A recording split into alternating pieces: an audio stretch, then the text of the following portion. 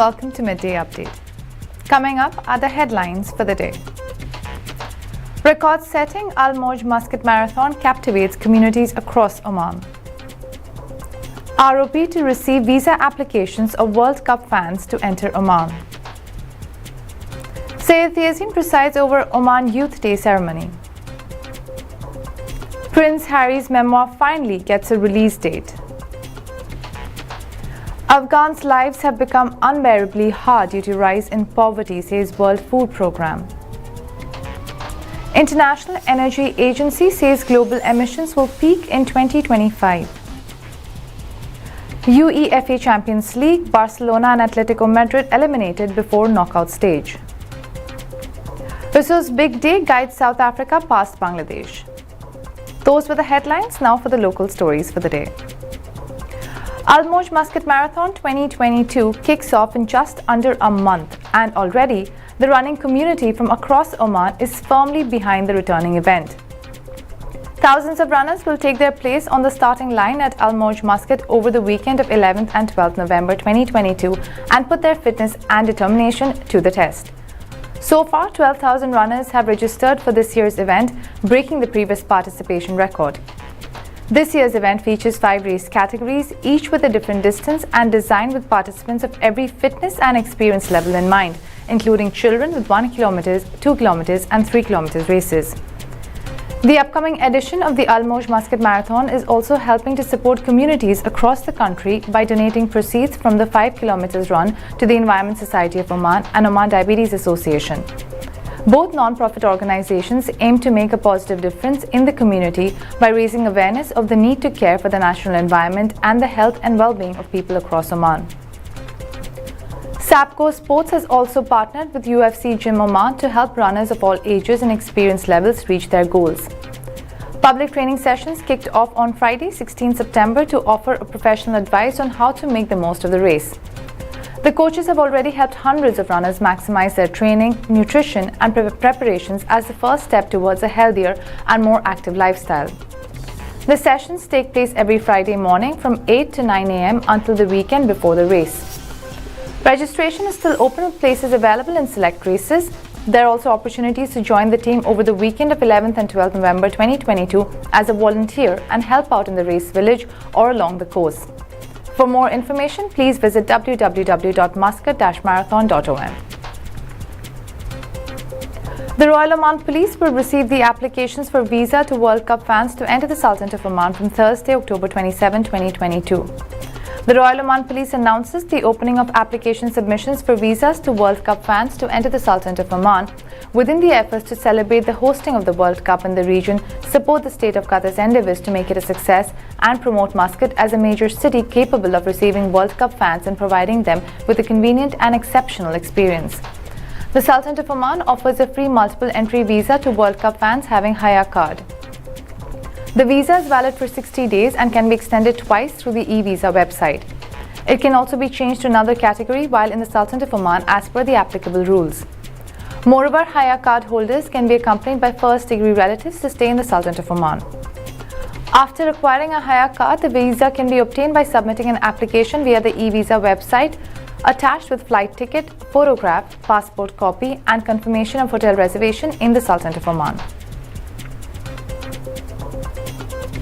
His Highness Sayyid Yazin bin Haitham Al Said, Minister of Culture, Sports and Youth, presided over a ceremony marking Oman Youth Day, the opening of Youth Centre's facilities and announcement of winners of the Youth Excellence Award 2022. His Highness Sayyid Yazin took note of the facilities of the Youth Centre, which included a section codenamed Digital Corridor that narrates the past accomplishments of youth, scopes for joint action among owners of independent occupations and the creative industries incubator. His Highness Sayyid Yazin also went on tour of other facilities including the library, the veranda, photo studios, multipurpose halls, training halls, the audio studio, the concert hall and the Youth Initiatives Incubator. Then His Highness Sayyid Yazin inaugurated the logo of the Youth Centre titled Originality, Roots and Deep-Rootedness, which derives its power from utilizing the heritage of ancestors to inspire youth, citing the mystery of construction of Aflaj's ancient irrigation system as an example. During the ceremony, 8 candidates were announced as winners of the Youth Excellence Award 2022, which was launched in September by the Ministry of Culture, Sports and Youth. Those with the local stories will take a short break and we'll be back with international news. Stay tuned.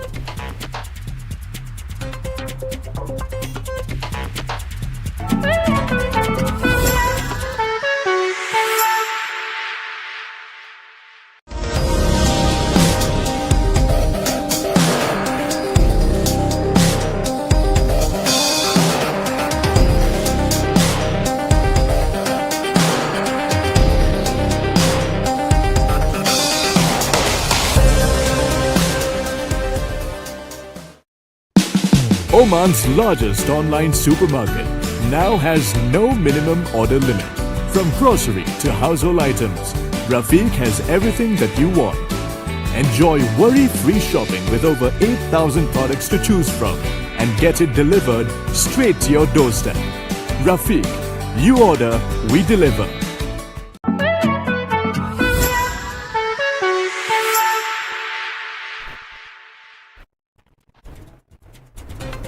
Welcome back to Midday Update. Now for the international stories. Prince Harry's memoir finally has a release date. After a long wait, Prince Harry's memoir appears to finally have a release date. According to sources, after months of frenzied speculation, the book has a publishing date, January 10, 2023, according to industry executives. Sources, however, report that Harry and his wife Meghan Markle's representatives, as well as the book's publisher Penguin Random House, have refused to comment on the matter. Following the passing of Queen Elizabeth II, sources previously reported that Harry was frantically trying to revise the book, which was initially scheduled to be published in November. In an interview with sources in October, Revenge author Tom Bower claimed that the royal family was hugely nervous about the planned book and referred to it as a time bomb. According to sources, Bower even claimed that the book will include in it a chapter on the Queen's funeral.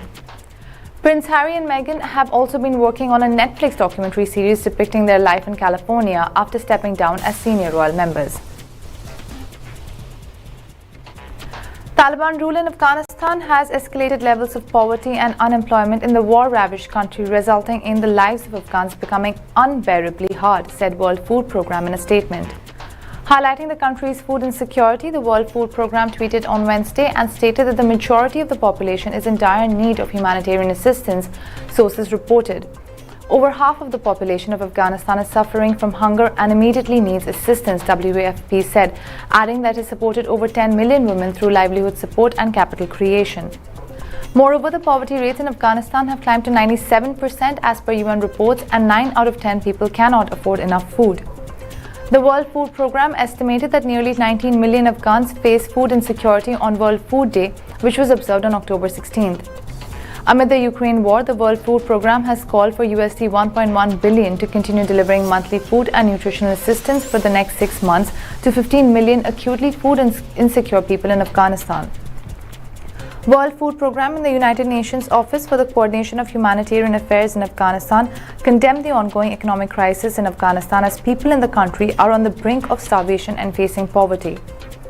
In a tweet, OCHA in Afghanistan wrote, 19 million people are facing food insecurity, 25 million people are living in poverty, 5.8 million people are in protracted internal displacement, thousands of houses damaged by floods and earthquakes, expressing concerns about the plights of Afghans.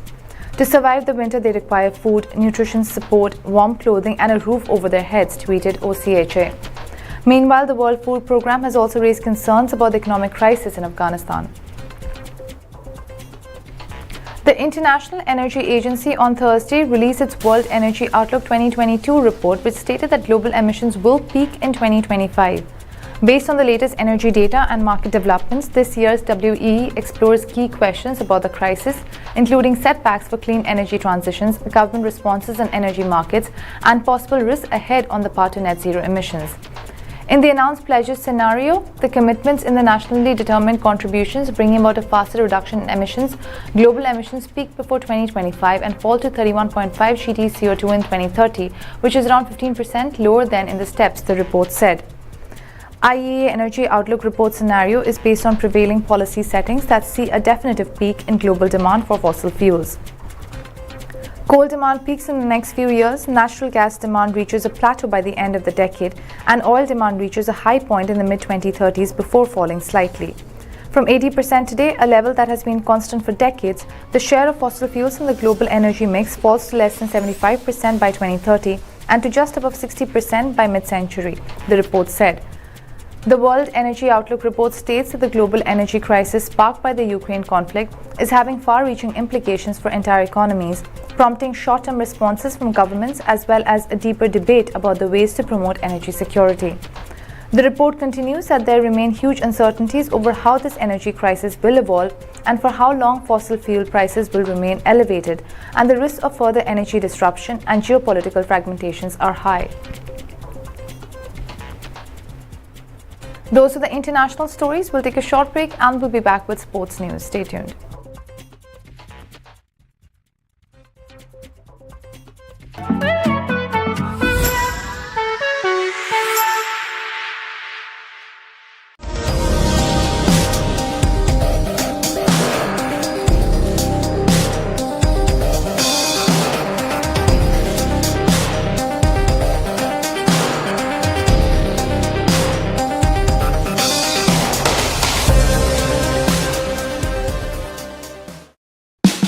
Oman's largest online supermarket now has no minimum order limit.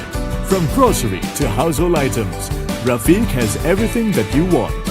Enjoy worry-free shopping with over 8,000 products to choose from and get it delivered straight to your doorstep. Rafiq, you order, we deliver.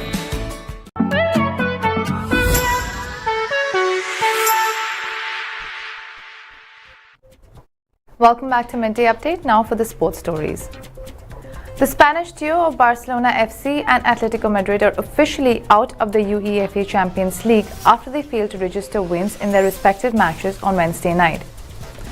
Bayern Munich's 3-0 victory at Camp Nou means that Barcelona faced exit after the group stage from the competition for the second consecutive season.